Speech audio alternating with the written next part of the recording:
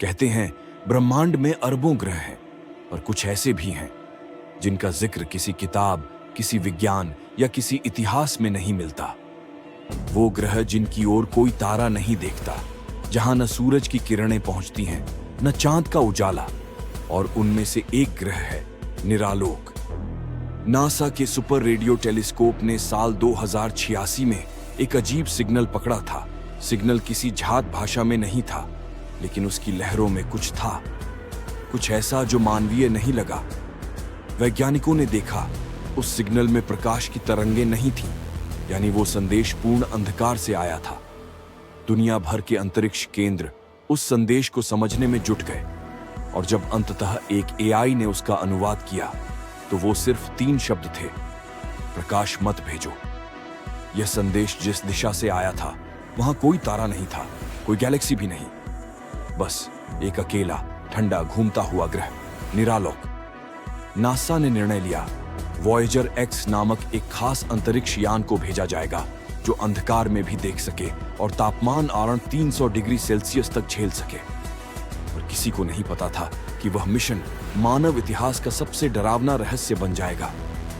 Voyager x ने निरालोक की सतह पर उतरने से ठीक पहले कुछ अजीब देखा। ग्रह का रंग काला नहीं, बल्कि गहराई लिए नीला था, जैसे पानी की तली में डूबा हुआ अंधेरा। लैंडिंग के बाद कैमरों ने लाइव फीड भेजना शुरू किया, लेकिन हर 30 सेकंड में फीड ब्लैंक हो जाती, जैसे कोई अदृश्य पर्दा बीच में आ रहा हो।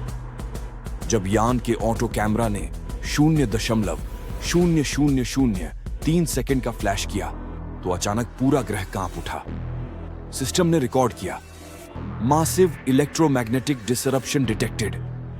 यान के अंदर बैठे वैज्ञानिकों ने मॉनिटर पर देखा, ग्रह की सतह पर काले साए हिल रहे थे।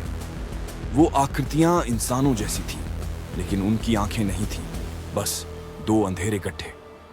और जैसे ही कैमरे से हल्की सी रोशनी निकली, वो प्राणी चीख उठे और धुएं में बदल गए। तभी सिस्टम की स्क्रीन पर अपने आप एक संदेश आया, तुमने प्रकाश भेजा, अब तुम भी अंधेरे में रहोगे।